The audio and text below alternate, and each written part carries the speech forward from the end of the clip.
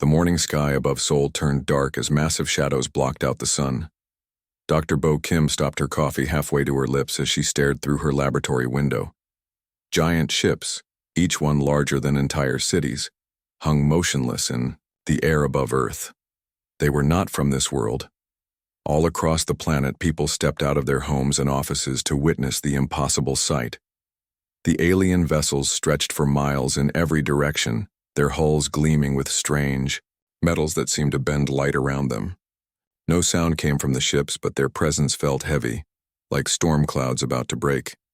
In New York, the United Nations emergency session was already in chaos when the air in the center of the assembly hall began to shimmer. World leaders watched in stunned silence as a figure materialized from nothing. The being stood 12 feet tall, its body made of what looked like living crystal that pulsed with inner light. Where a face should be, geometric patterns shifted and changed like a living kaleidoscope. "I am Ambassador Velthar of the Galactic Confederation," the creature spoke, though its voice seemed to come from everywhere at once. "I represent 10,000 species across this galaxy. Today, your primitive civilization will learn its place in the cosmic order." President Jin Lee of South Korea leaned forward in his seat, his hands gripping the desk. Around him, other world leaders whispered frantically to their advisors. The British Prime Minister had gone completely pale, while the Russian president stared at the alien with a mixture of fear and fascination. "For decades we have observed your species," Velthar continued, his crystalline form rotating slowly as he addressed the assembly. "We have watched your clumsy attempts at space travel, your primitive nuclear weapons, your basic understanding of physics. You are children playing with fire, unaware that you live in a universe far more complex and dangerous than your simple minds can comprehend." General Han Park sat in the military observation section, his face showing no emotion. Unlike the panicking officials around him, he remained perfectly calm, his fingers drumming silently on his knee. In his earpiece, a quiet voice spoke words that only he could hear. "Your world has developed to the point where it can no longer be ignored," the alien ambassador announced. "However, you lack the wisdom and strength to join the greater galactic community as equals. Therefore, the Confederation offers you a choice." The chamber fell silent except for the sound of nervous breathing and the scratching of pens as translators worked frantically to record every word. "Submit to Confederation rule within 72 hours, Velthar said, his crystal body brightening. "Accept status as a vassal world. Your governments will be dissolved. Your military forces will be absorbed into our service units. Your population will be relocated to designated zones where you can be properly managed and educated. In return, we offer protection and the chance to slowly earn a place in civilized society." The Secretary General of the United Nations, an elderly man from Brazil, found his voice first.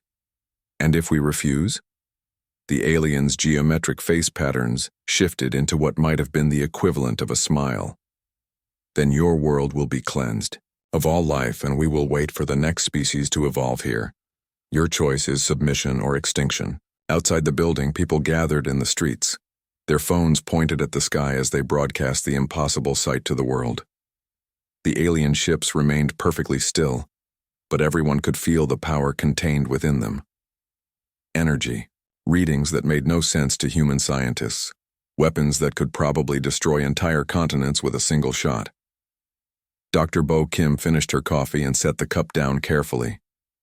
From her secret laboratory beneath Seoul, she could see everything through hidden cameras placed around the world. The panic spreading through major cities, the military forces mobilizing uselessly against technology they could not understand, the fear in every human face. "They really think we are that primitive," she said quietly to her empty lab. A small smile crossed her face. In the UN chamber, Ambassador Velthar was explaining the terms of surrender in detail. Human governments would be replaced by Confederation administrators. Earth's resources would be cataloged and redistributed according to galactic law.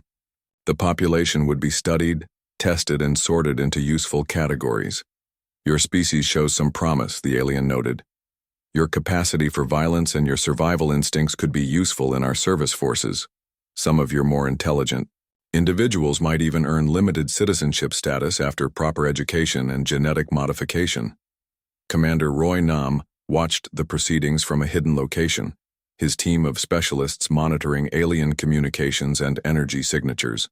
Everything was going exactly as they had predicted it would. The arrogance, the dismissive attitude, the complete confidence that humanity posed no threat. 72 hours, Velthar repeated as his image began to fade. Use this time to prepare your surrender. Do not attempt to resist, do not try to flee. We have weapons that can track you to the edge of the galaxy. Your fate is sealed. The alien vanished, leaving behind only the faint smell of ozone and the weight of absolute terror pressing down on every human in the room. Outside, the massive ships continued their silent watch, patient as death itself. What none of them knew was that far beneath their feet, Dr. Yu Chen was already entering the activation codes that would change everything. 6 hours after the alien ultimatum, President Jin Lee stood in an elevator that was falling far deeper than any building should allow. The numbers on the display showed floors that officially did not exist. -50, -100, -200. The elevator kept going down through solid rock beneath the mountains outside Seoul. When the doors finally opened, Jin stepped into a world that should have been impossible.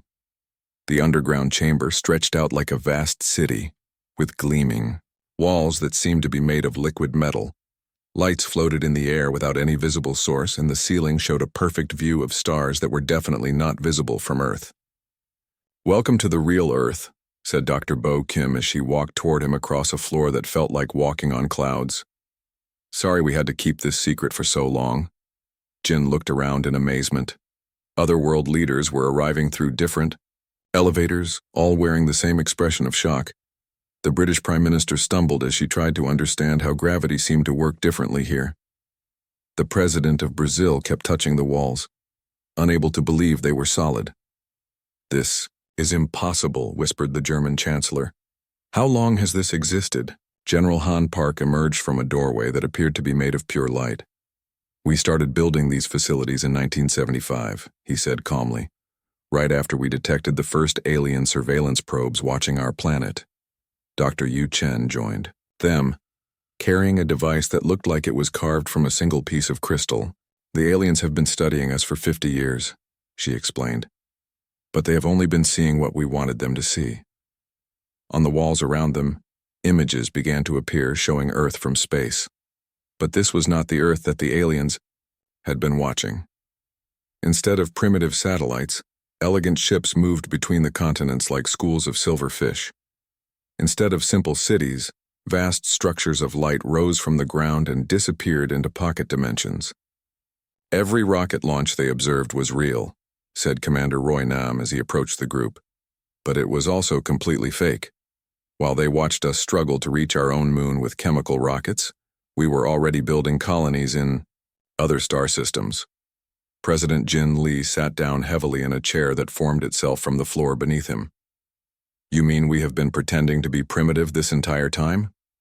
"Exactly," said Dr. Bo Kim.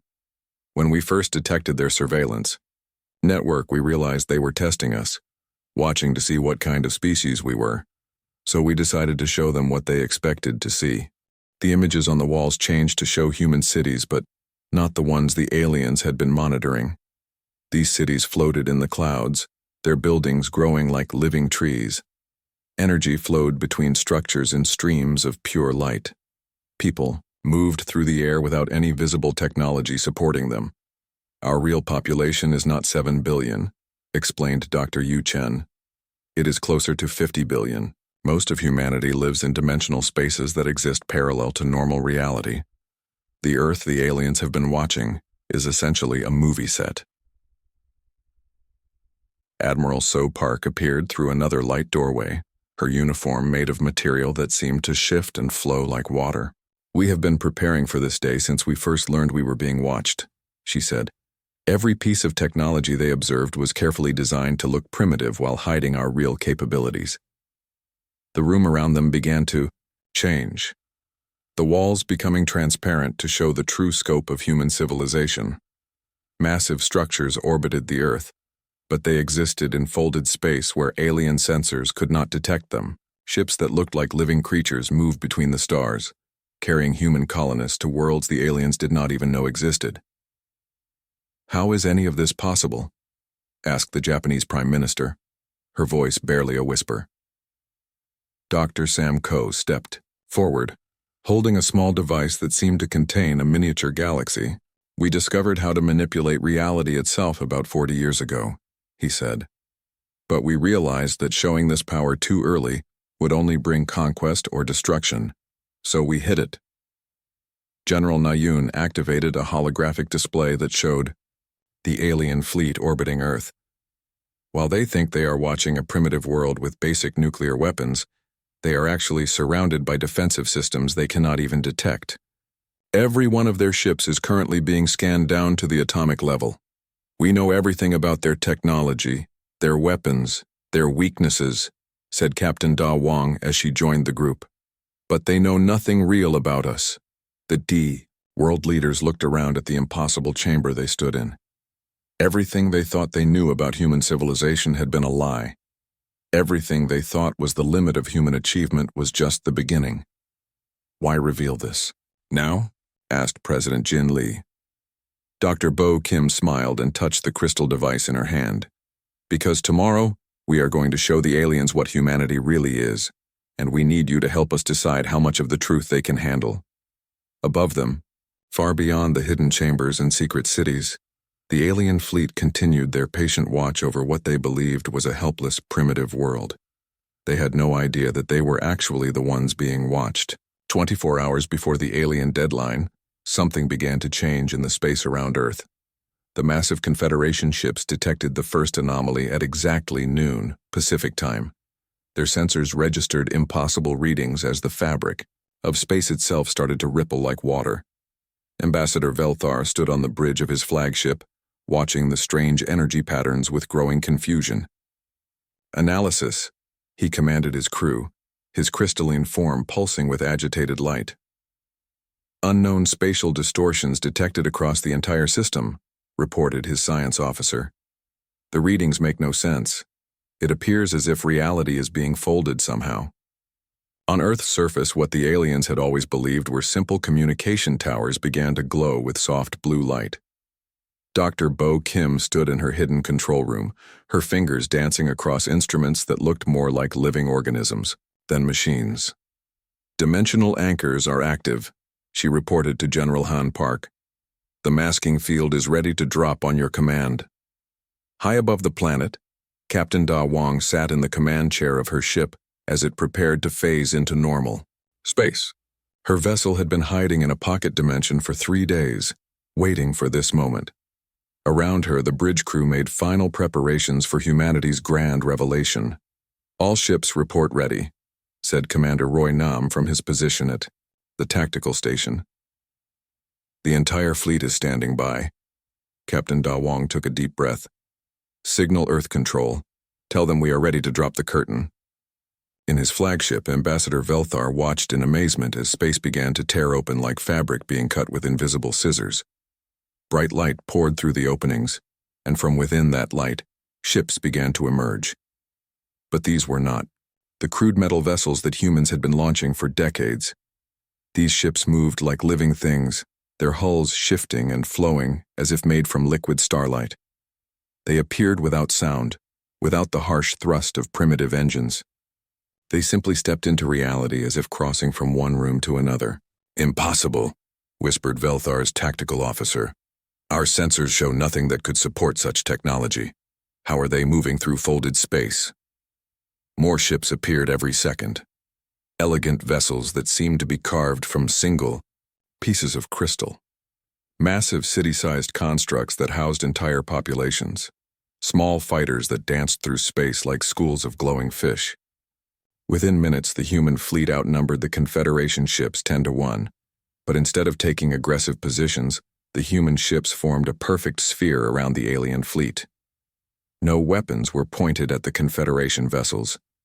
No threats were transmitted. Instead, something much more disturbing happened. Captain Da Wong activated her ship's consciousness link transmitter, a device that could speak directly to the minds of any thinking being. Her voice reached every alien in the fleet simultaneously, not through their ears, but through their thoughts themselves. "Greetings, Ambassador Velthar." Her voice echoed in his mind with a warmth that confused him. "Thank you for visiting our little performance. We hope you enjoyed the show." The alien ambassador's crystalline features shifted in shock. "Performance? What do you mean?" Instead of answering directly, Da Wong activated the historical broadcast system. Suddenly, every alien in the fleet found themselves experiencing human memory directly. They saw Earth as it really was, not the primitive world they had been observing. They witnessed human children learning to manipulate gravity before they learned to walk. They watched human artists creating sculptures from pure energy that existed in 17 dimensions simultaneously. They saw human explorers visiting distant galaxies while the aliens thought humans were still struggling to reach their own moon. "Your surveillance network has been watching us for 50 years, Da Wong explained as the memories continued to flow. "But you have been seeing exactly what we wanted you to see. Every primitive rocket launch, every simple satellite, every basic nuclear weapon was carefully staged for your benefit." Admiral Sopark's voice joined the transmission from her own ship. "We detected your probes in 1975. We realized you were testing us, determining whether we were ready for contact. So we decided to test you as well." The aliens watched in growing horror as they saw the truth. Every major decision their species had made in the past 3 centuries had been gently influenced by human observers. Every war that had ended unexpectedly, every technological breakthrough that had saved their civilization, every fortunate coincidence that had prevented disaster. "We have been your hidden guardians," said Dr. Yu Chen from Earth's surface, her voice joining the mental transmission. "Protecting you from threats you never even knew existed." Velthar's entire worldview crumbled as he realized the scope of the deception. "You have been manipulating galactic history?" "Guiding," corrected Captain Jin Sato as her ship moved closer to the alien flagship. "The same way parents guide children until they are ready to make their own decisions." The human ships continued their peaceful formation, their weapon systems remaining completely inactive. Around them, space itself seemed to respond to their presence, reality bending and flowing like a river around stones. "We are not angry that you came to conquer us," said Captain Da Wong gently. "We understand that from your perspective we appeared to be a primitive threat that needed to be controlled. But now that you are here, we thought it was time for introductions." Ambassador Velthar stared at the impossible ships surrounding his fleet, finally understanding that his species was not the hunter in the situation. They were the students, and class was about to begin. Admiral Sopark floated her ship directly beside Ambassador Velthar's flagship, close enough that the alien could see her through the transparent walls of her bridge. Her expression was gentle, like a teacher about to explain a difficult lesson to a confused student. "Let me show you something, Ambassador," she said through the consciousness link. "Something about your own history that you may have forgotten." The mental transmission shifted, and suddenly, Velthar found himself experiencing memories that were not his own. He was seeing his homeworld 300 years ago, during the Great Crystal Wars that had nearly destroyed his entire species. "My people were dying," he whispered, recognizing the images. "Our crystal cities were cracking apart. The wars were unstoppable." "Yes," said Admiral Sopark softly. "Your species was weeks away from complete extinction. Do you remember what saved you?" Velthar's crystalline form trembled as he recalled the official history. "The mysterious energy source. It appeared in our system without explanation. Pure energy that could heal our crystal cities and stop the fighting. Our historians called it a miracle." The images in his mind changed, showing the same events from a different perspective. Human ships, invisible to alien sensors, carefully positioning energy transmitters around the crystal homeworld. Human engineers working for months to create exactly the right type of energy that could repair crystal-based life forms. "That was us," Admiral Sopark said simply. "We spent 2 years studying your species, learning how your crystal biology worked, developing the exact energy frequency that could save you." Around the alien fleet, Other human ships began sharing similar memories with other species in the Confederation. Each alien crew found themselves experiencing the hidden history of their own people. Commander Roy Nam transmitted the story of the Kethmaran plague to the insectoid species from the Outer Rim. Your entire civilization was being destroyed by a virus that ate metal, he explained. Your ships, your cities, your technology was dissolving. Then suddenly spores appeared in your atmosphere that created an antidote. The insectoid captain's mandibles clicked in amazement as he saw human bioships secretly seeding his homeworld's atmosphere with cure spores that had taken human scientists 5 years to develop. Dr. Yu Chen shared memories with the plant-based Verdani Collective, showing them how humans had secretly redirected 3 different asteroid swarms that would have sterilized their garden worlds. You thought they were natural gravitational anomalies, she explained, but we moved them using gravity manipulators that your sensors could not detect. Captain Jin Sato revealed to the aquatic depths dwellers how humans had prevented their sun from going nova by building invisible stellar stabilizers around it. Your sun should have exploded 2 centuries ago, she said gently. We have been maintaining the stabilizers ever since. Throughout the Confederation fleet, alien crews were discovering that every major disaster in their history that had mysteriously resolved itself, every fortunate coincidence that had saved their species, every technological breakthrough that had appeared at exactly the right moment, had been the result of human intervention. Ambassador Velthar's voice trembled as he spoke. The harmony crystals that ended our wars, the trade routes that opened exactly when our economy collapsed, the peace treaties that appeared during our worst conflicts. All of it was you? Not all of it, said Dr. Sam Coe from his ship nearby. Your species accomplished most of their growth through their own efforts. We just prevented the disasters that would have destroyed you before you could reach your potential. General Na Yun activated a galactic map that showed the true scope of human activity. Invisible pathways of light connected thousands of star systems, showing the hidden network that humans had built to monitor and protect galactic civilization. For 500 years, we have been the galaxy's hidden guardians, she explained. We learned early that open intervention usually causes more problems than it solves.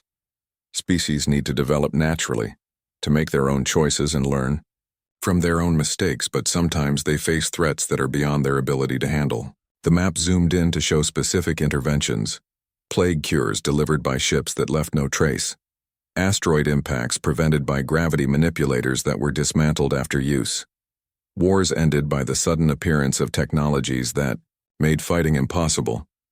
We never took credit, said Captain Da Wang. We never demanded gratitude or payment. We simply did what we believed was right. Ambassador Velthar found himself overwhelmed by emotions he had never experienced before. Why?